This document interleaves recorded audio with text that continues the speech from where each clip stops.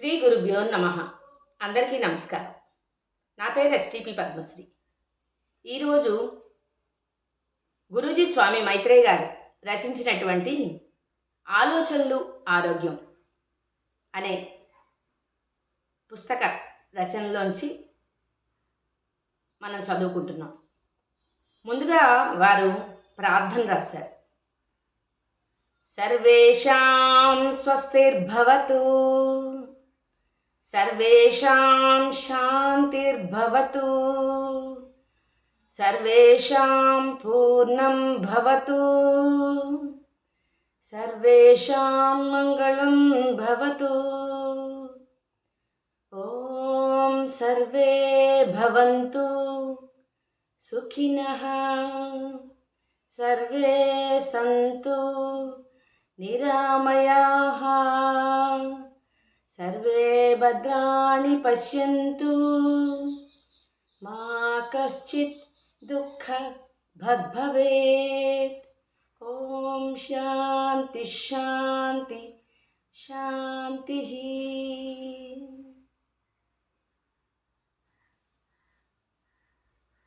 గురువుగారు రాసిన దానిలో ఆలోచనల ఆరోగ్యంలోనూ తొలి పలుకు అనేది వారు రాశారు. అంటే అసలు ఆలోచనలు ఆరోగ్యం ఎందుకు వారు రాశారు అనే దాని గురించి తొలి పలుకు రాయడం జరిగింది. వ్యాధికి ఆది ఆలోచనే. ఎంత సూక్ష్మంగా చెప్పారు చూడండి. మనం మన వ్యాధికి, మన అనారోగ్యానికి కారణం బయట ఎక్కడో ఉంది, దేనివల్ల వచ్చింది అని మనం అనుకుంటాం. కానీ గురువుగారు సూక్ష్మంగా ఒక వాక్యంలో చెప్పేశారు. వ్యాధికి ఆది ఆలోచనే. ఆలోచనే ప్రతి మనిషిలో ఉండే రోగం. ఈ రోగమే ఎన్నో అనారోగ్యాలకి దారితీస్తుంది. ఈ క్షణంలో అంటే వర్తమానంలో ఉండడం అనేది చాలా సులభం. కానీ మైండ్ ఎప్పుడు గతంలోకి కానీ భవిష్యత్తులోకి కానీ ప్రయాణిస్తూ ఉంటుంది. నిజమే కదా. మైండ్ ఎప్పుడూ కూడా ఏదో ఉంటే గతంలోకి కానీ లేకపోతే భవిష్యత్తులోకి కానీ వెళ్ళిపోతూనే ఉంటుంది. మన ఆలోచనలు అలాగే ఉంటాయి కదా. ఈ క్షణంలో ఎప్పుడూ ఉండం మనం. ఉంటే మనకి ఎందుకండి ఇన్ని సమస్యలు? ఇదే మనం ఎంచుకున్న జీవన విధానం. ఈ ప్రస్తుత క్షణంలో ఉండడం చాలా సులభం. కానీ మనసు ఎంచుకున్న విధానం వలన ఆలోచనల ప్రవాహంలో చిక్కుకుని మనకు నిర్దేశించని దుఃఖంలో కొట్టుకుపోతున్నాం. వర్తమానంలో ఉండకపోవడం వల్ల ప్రస్తుతం మనం చేసే పని కూడా సరిగా చేయలేకపోతున్నాం. అంటే ఈ క్షణంలో మనం ఉండలేకపోవడం వల్ల అన్యమనస్కంగా ఉంటాం కదండి. ఏదో ఆలోచిస్తూ వంట చేస్తాం, ఏదో ఆలోచిస్తూ కూరలు తరుగుతాం, ఏదో ఆలోచిస్తూ ఇల్లు ఊడుస్తాం, లేదంటే ఏదో ఆలోచిస్తూ బండితో స్కూటర్ నడుపుతాం. రకరకాలు కదా. ఇక్కడ స్కూటర్ స్టార్ట్ చేస్తే ఆఫీస్కి వెళ్ళేదాకా ఆలోచనే ఉంటుంది. అందుకని మనం ఈ క్షణంలో ఉండడం చాలా సులభం. కానీ మనసు ఎంచుకున్న విధానం వలన ఆలోచన ప్రవాహంలో చిక్కుకొని మనకు నిర్దేశించని దుఃఖంలో కొట్టుకుపోతున్నాం. వర్తమానంలో ఉండకపోవడం వలన ప్రస్తుతం మనం చేసే పని కూడా సరిగ్గా చేయలేకపోతున్నాం. భూత భవిష్యత్తులు అనేవి ఆలోచనల పరిధి.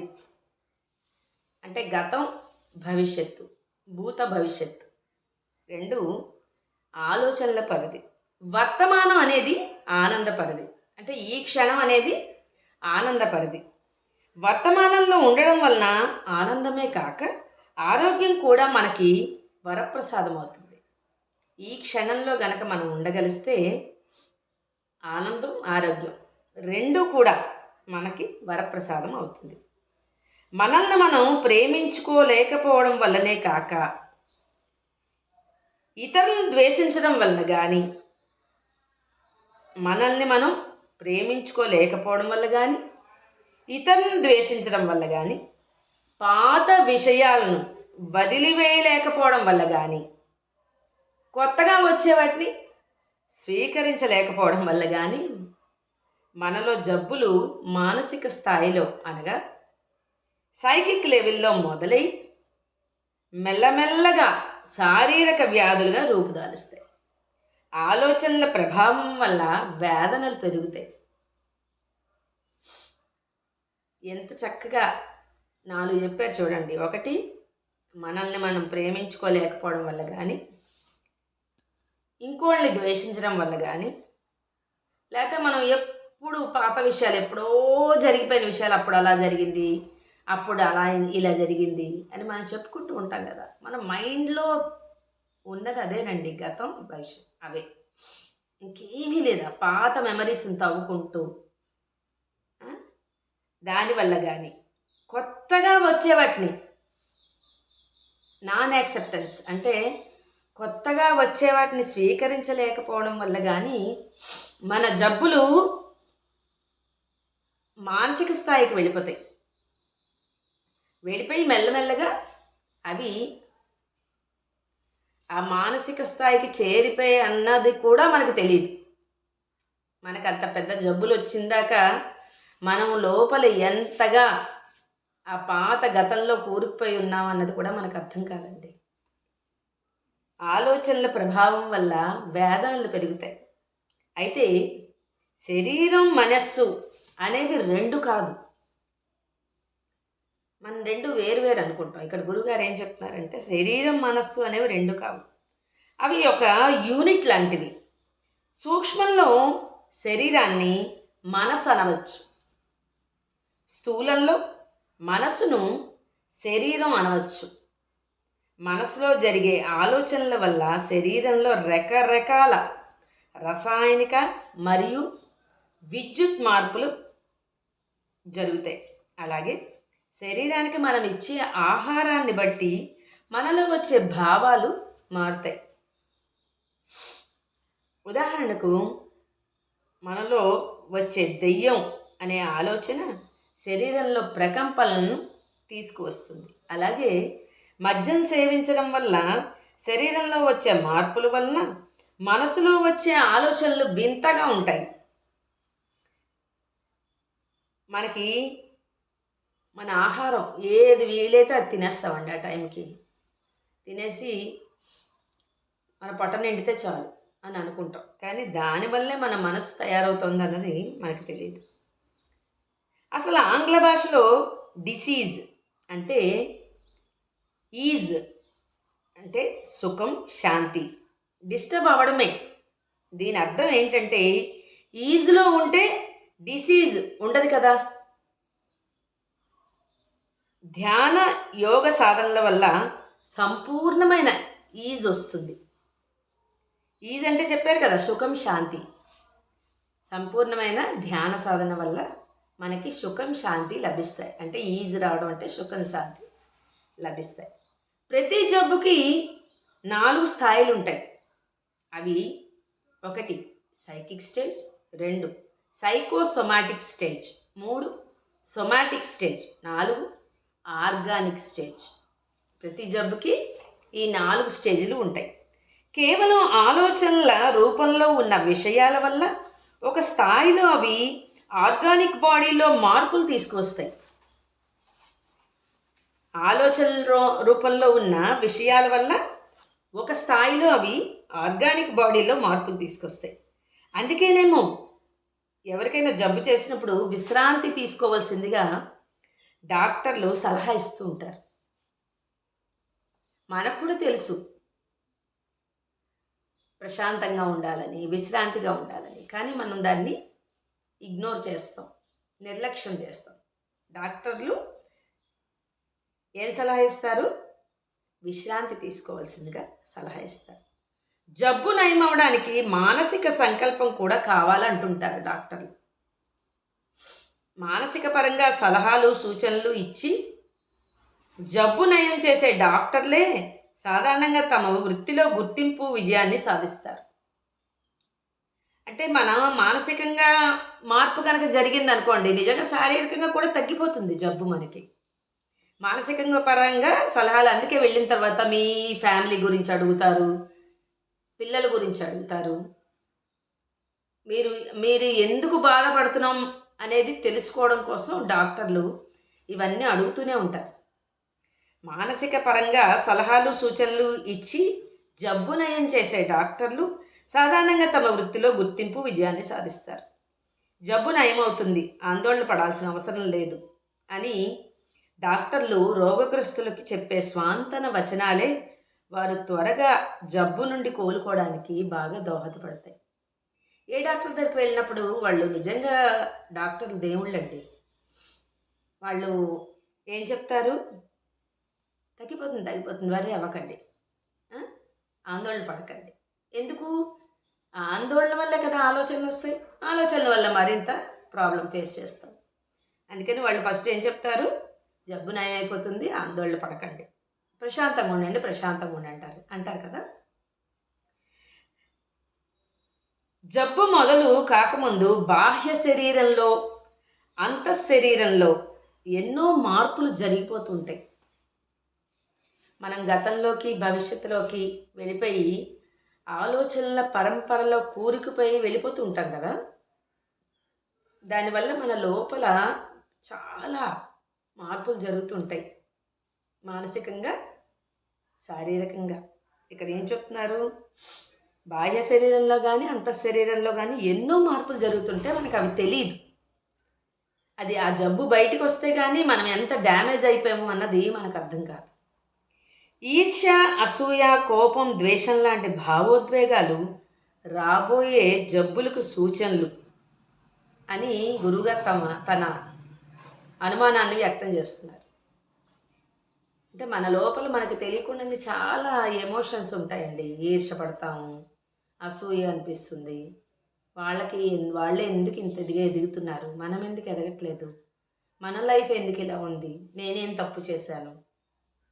ఈ మానసికమైన ఎమోషన్సే కదా, ఆలోచనలే కదా మనకి డ్యామేజ్ చేస్తున్నాయి. ఎంత చక్కగా చెప్పారో చూడండి. ఈర్ష్య, అసూయ, కోపం, ద్వేషం లాంటి భావోద్వేగాలు రాబోయే జబ్బులకు సూచనలేమో అని చెప్తున్నారు గురుగారు. ఆయన అభిప్రాయం అది. అందుకేనేమో మన పెద్దలు పూర్వం రోజుల్లో తమ కోపమే తన శత్రువు అని అన్నారు. పూర్వం చాలామంది అంటుండేవారు, మన పెద్దవాళ్ళు ఎవరైనా మనం తెలియక కోపపడితే, అరే నీకు తెలీదా, అందుకే అంటారు తమ కోపమే తన శత్రువు, తన శాంతమే తనకు రక్ష. కోపం దేనికి అనేవారు కదా. పూర్వం రోజుల్లో పెద్దలు తమ కోపమే తన శత్రువు అని అన్నారు. పొట్టలో ద్వేషం, కోపం, అసూయ లాంటివి దాచుకుంటే కడుపులో బాధలు ఎలా రాకుండా ఉంటాయి? ఈ రోజుల్లో శాస్త్ర పరిజ్ఞానం ఎంత పెరిగినా, సాంకేతికాభివృద్ధితో పారిశ్రామికాభివృద్ధి సాధించినా మనలో ఆనందం పెరగలేదు. ఎందుకు? వివిధ దేశాల్లో రకరకాల పరిపాలనా వ్యవస్థలు అంటే డెమోక్రసీ, కమ్యూనిజం, సోషలిజం వగైరాలు ఏర్పడ్డాయి. కానీ ఏ దేశంలోని ప్రజలకైనా సుఖశాంతులు, ప్రశాంతత ఉన్నాయా? మనకి ఇంత సాంకేతికాభివృద్ధి పెరిగిపోయినా మన లోపల ఆనందం అనేది ఇంప్లాంట్ చేయలేకపోతున్నారు ఎవరు కూడా. కానీ వారేమైనా బాగుపడ్డారా? లేదు కదా. మరి ఇలా ఎందుకు జరుగుతోంది? ప్రతి శారీరక రుగ్మతకు మానసిక కారణాలు తప్పకుండా ఉండి తీరుతాయి. ఆ కారణాలు తీసేస్తే కార్యం పోతుంది. ఎంత చక్కగా ఉందో చూడండి. ఇది నిజంగానే కదా, చాలా సింపుల్. కానీ మనం తీయగలమా? తీయలేము. దాన్నే పెంచుకుంటూ ఉంటాం. అదే చెప్తున్నారు. అది ఎలా సాధ్యమవుతుంది అంటే ధ్యాన సాధన వల్ల ఈజ్ వస్తుంది అని చెప్తున్నారు. అంటే సుఖం, శాంతి వస్తుంది. సుఖం, శాంతి వస్తే మన ఆలోచనలు తగ్గుతాయి కదా. ఎంత బాగా చెప్పారు చూడండి. ప్రతి శారీరక రుగ్మతకు మానసిక కారణాలు తప్పకుండా ఉండుతాయి. ఆ కారణాలు తీసేస్తే కార్యం పోతుంది, జబ్బు కూడా నయం అవుతుంది. మనసు భావోద్వేగాలకు గురి అయినప్పుడు ఎడ్రినల్ గ్రంథి, థైమస్ గ్రంథి, ప్యాంక్రియాస్, గొనైడ్స్ అనబడే శరీర భాగాలపై ఎక్కువ భారం పడుతుంది. ఆరోగ్యం క్రమక్రమంగా క్షీణిస్తూ ఉంటుంది. రకరకాల వ్యాధులు వస్తుంటాయి. మనస్సు లక్షణం చంచలం. మనస్సు ఉనికి అంటేనే కోరిక. మనస్సు ఉనికి అంటేనే కోరిక. మనసు ఎప్పుడూ అవిశ్రాంతంగా ఉంటుంది. జన్మ జన్మల్లో మిగిలిపోయిన సంస్కారాలు మనలో దాగి ఉండడం వలన కోరికలు కలుగుతూ ఉంటాయి. మన కోరికలకు కారణం ఏంటి? జన్మ జన్మల సంస్కారం. మనసు ఎప్పుడూ మనల్ని చెడు వైపుకే లాగుతూ ఉంటుంది. అలాంటి మనస్సును అదుపులోకి తెచ్చుకోవాలంటే మొదట ఇంద్రియాలను అదుపులోకి తెచ్చుకోవాలి. ఇంద్రియాలంటే ఏంటి? చూపు, వినికిడి, వాసన, రుచి, స్పర్శ. వీటికి సంబంధించిన కళ్ళు, చెవులు, ముక్కు, నాలుక, చర్మం. చెడు వైపు వెళ్లకుండా అదుపు చేసుకోవాలి. ఈ ఇంద్రియాలన్నింటినీ చెడు వైపు వెళ్లకుండా అదుపులో చేసుకోవాలి. మనసును నియంత్రించడానికి దాన్ని మంచి పనులు చేయడంతో ఆధ్యాత్మిక విషయ సేకరణలోనూ ధ్యానం, ప్రార్థన లాంటి దైవ చింతన కార్యకలాపాల్లో ఉండేటట్టు చూసుకోవాలి. మనకి సొల్యూషన్ కూడా చెప్పారు గురుగారు ఇందులో. మనస్సు నియంత్రించడానికి మంచి పనులు చేయడంలోనూ ఆధ్యాత్మిక విషయ సేకరణలోనూ ధ్యానం, ప్రార్థన లాంటి దైవ చింతన కార్యకలాపాల్లో ఉండేటట్టు చూసుకోవాలి. మనస్సుని చెడు విషయాల వైపు వెళ్ళనివ్వకుండా దాన్ని మనకు ఉపయోగపడే పరికరంగా మార్చుకోవాలి. మనకి ఏదో లోపల డిస్టర్బెన్స్ అనిపిస్తోంది, దాన్ని ఎలా తీయాలో తెలీదు. అప్పుడు మనకి గురువుగారు ఏం చెప్పారంటే ప్రార్థన, ధ్యానం. ధ్యానాన్ని కూర్చోలేకపోతున్నాం, ప్రార్థన మనకు ఉన్నాయి కదా, అది అల్టిమేట్ కాదు, కానీ ధ్యానమే అల్టిమేట్. కానీ ఎన్నో రకాలు చెప్తున్నారు ఇందులో గురువుగారు.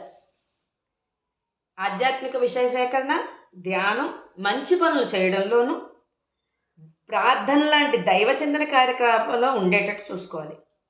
మనస్సుని చెడు విషయాల వైపు వెళ్ళనివ్వకుండా దాన్ని మనకు ఉపయోగపడే పరికరంలా మార్చుకోవాలి. చంచలమైన మనస్సును అధిగమించడమే ఆధ్యాత్మిక మంత్రం.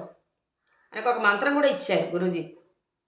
చంచలమైన మనస్సుని అధిగమించడమే ఆధ్యాత్మిక మంత్రం. మరి చంచలమైన మనసుని తగ్గించాలి అంటే ముందు చెప్పారు కదా, ఆల్రెడీ దైవ చింతన ప్రార్థన చేసుకోండి, ఆధ్యాత్మిక విషయ సేకరణ, మంచి వైపు వెళ్ళేటట్టు చూసుకోండి. ఇలాగా అది చేస్తే మనసుని అధిగమించగలం. ఆ చంచలమైన మనసును అధిగమించడమే ఆధ్యాత్మిక మంత్రం. మానసిక వేదన పెంచే ఆలోచనలకు బదులు ప్రేమ, కరుణ, క్షమాగుణాలను పెంపొందించే ఆలోచనలు నింపితే ఆనందం వెల్లివిరిసి సంపూర్ణ ఆరోగ్యం చేకూరుతుంది. ఎంత బాగుందో చూడండి. మానసిక వేదన పెంచే ఆలోచనల బదులు ప్రేమ, కరుణ, క్షమాగుణాలను పెంపొందించే ఆలోచనలు నింపితే ఆనందం వెల్లివిరిసి సంపూర్ణ ఆరోగ్యం చేరుతుంది. స్వస్తి.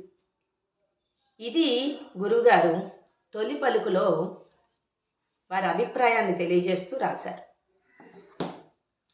మనం నెక్స్ట్ ఎపిసోడ్ నుంచి టాపిక్స్లోకి వెళ్ళిపోదాం. ఆలోచనలు, ఆరోగ్యాన్ని పారాయణ చేసుకుందాం. అందరూ కూడా బెనిఫిట్ పొందాలని మనస్ఫూర్తిగా కోరుకుంటున్నాను. ధన్యవాదాలు. Thank you.